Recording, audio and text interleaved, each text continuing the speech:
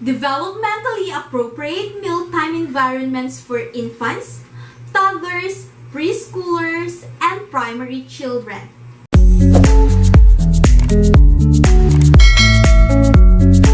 Hey guys, welcome back to my channel. This is me again, Teacher Pauline, and today I will be discussing the developmentally appropriate mealtime environments for infants, toddlers, preschoolers, and primary children. Make meal times in childcare pleasant, easy, and appealing. Make meal times pleasant. Show your enthusiasm for healthy foods. Children will feel more comfortable if you sit with them and share the same meal. Spend time in positive conversation and make meal times relaxed. Help children learn self-help skills. Starting in the toddler years, children can help set the table, serve themselves, spread jam or butter on bread, stir butter, or even pour milk or water from a small pitcher. Remember that eating is a social time. Children should be seated around the table so they can talk with and observe one another. Important social learning happens during mealtime as children learn new vocabulary and practice skills such as taking turns and sharing. Childcare providers should sit with children during meals and encourage conversation. Plan fun food activities to encourage children to try new foods. Read a book about a new food and then serve the new food as a snack when children are hungry. Let children help prepare foods. Getting children involved in food preparation will boost a self-confidence and may encourage them to try the food they help create. Tips to make mealtime easier. Serving meals to a group of children can be challenging, and encouraging them to take an active role in serving themselves requires good planning. Here are some tips that may make meal times in childcare simpler. Provide child-sized furniture. Most childcare centers use a child-sized table and chairs for meals. Family childcare providers may use child-sized furniture or arrange chairs, high chairs, and booster seats around the family table.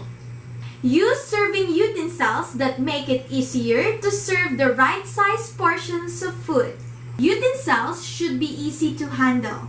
Tongs, smaller serving spoons, and scoops work well. Use plastic squeeze bottles. Children can squeeze jellies, peanut butter, mustard, mayonnaise, ketchup, and other spreadable ingredients onto their food.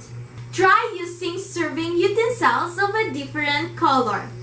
Having all serving utensils the same color and a different color from eating utensils will help children distinguish cooking and serving utensils from eating utensils. It's easier for children to remember not to lick the red spoon.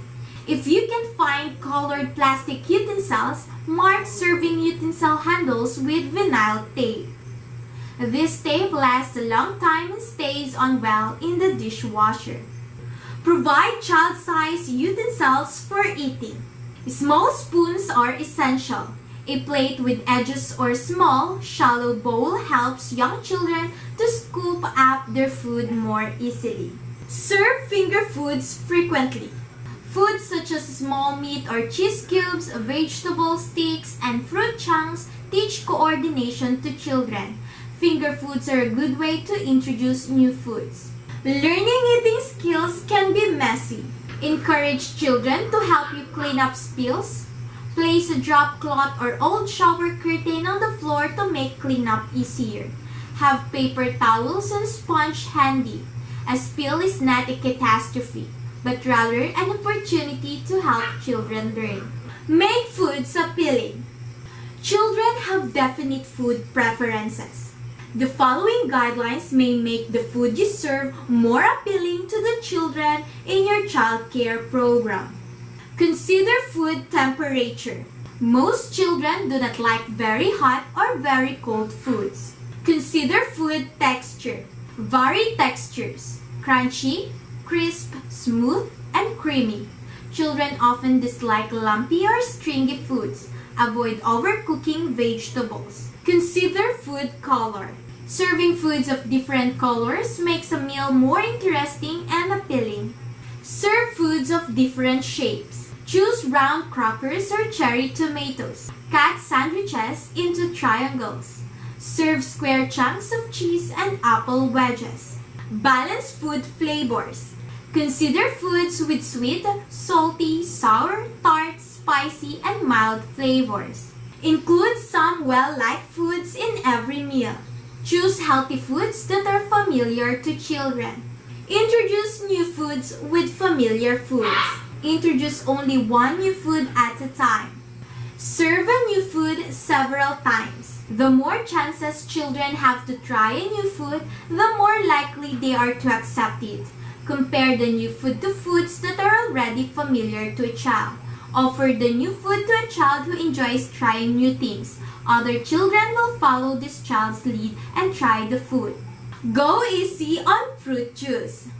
Fruit juice is a healthy choice but should be offered only in small quantities. When children drink too much juice, they may get full and miss the nutrients they need from other foods. Thank you for listening. For more related videos about this topic, don't forget to subscribe to my channel. Bye!